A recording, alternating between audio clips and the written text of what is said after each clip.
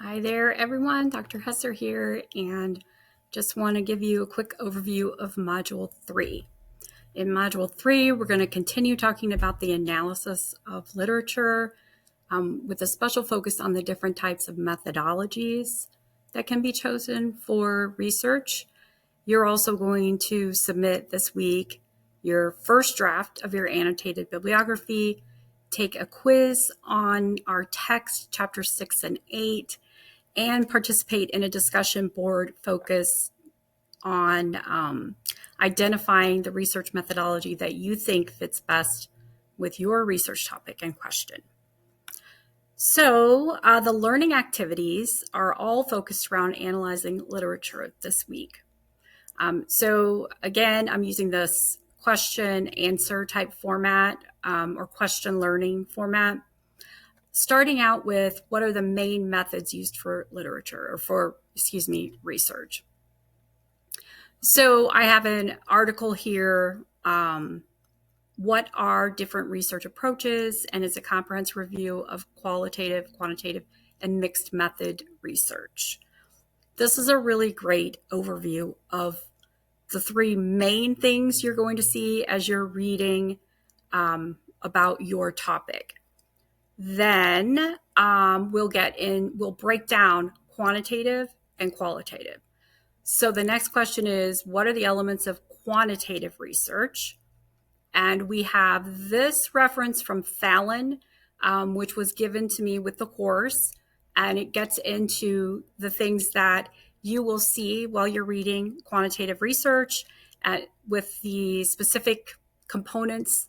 And if you end up maybe even wanting to go further and conduct quantitative research, it'll give you a good idea of what is involved. How can I analyze quantitative research? So as you're reading, if one of the articles that you pull or one of the resources that you pull is based on quantitative research, then chapter 6 in our text gives you a good idea of the things to look for as you're analyzing that reference. The next question, what are the elements of qualitative research? So I have an article here for you with the main or just the basic components of qualitative studies, and then following the pattern here, how can I analyze qualitative research? We'll go into the book, the text, Galvin and Galvin, reading chapter 7, analyzing qualitative research literature. Bonus, can data be beautiful? This is from 2010, and it's a little dated when you see that he is not able to reference the pandemic of 2020, obviously, but it's a great talk on the power of the way that we represent our data when we're conducting research and how presenting it visually can be an incredible way to impact and share the data that you wish to share. So great video. Next question, how might I organize the information I'm gathering? So I gave you a video last week of how I did that for my doctoral work. In our text, chapter 8 gets into the same thing, organize your notes by grouping the results of your analysis. So this is getting you prepared for writing your small-scale literature review.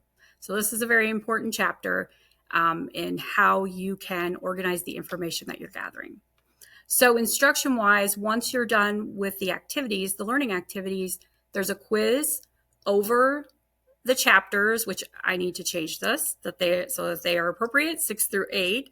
There's a discussion post, and then you will be turning in week 3. This is your first draft of your annotated bibliography. And here's a reminder that next week in Module 4, you'll be turning in your final draft of that annotated bibliography.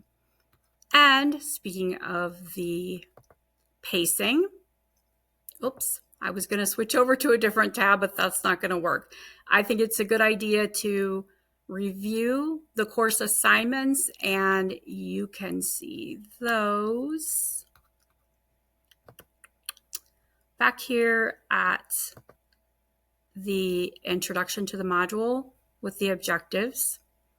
There's a summary of the course assignments, which we've been looking at all along. You can see in Module 3 what we have going on. We have our discussion post, we have the quiz over Galvin and Galvin, chapters 6 through 8, and we have the first draft of our annotated bibliography. Next week in Module 4, things to look forward to, another discussion post, chapters 9 and 10, and the final draft of your annotated bibliography. Module 5, there'll be a quiz over different frameworks that are used in research. We'll have a discussion post, and then the first draft of the small scale literature review will be due. And when I say first draft, just the introduction and body. And then Module 6 will be back into our text, Galvin and Galvin, chapters 11 and 12, a discussion post. There'll be an opportunity to do extra credit about conceptual frameworks. And then the conclusion of the small scale literature review will be due. So these are drafts. This is worth 30 points in Module 5. This is worth 15 points in Module 6. You're turning in parts so that you can get a little bit of feedback from me. And then in Module 7, there isn't any new learning. By Wednesday of this week, you need to turn in that final draft of your small scale literature review. And then I will do my very best to turn around some feedback for you. I'm sure that these literature reviews are going to be outstanding. I'm looking forward to reading them. But that is an overview of Module 3 as well as the assignments for the remainder of the course. I hope you have a great day.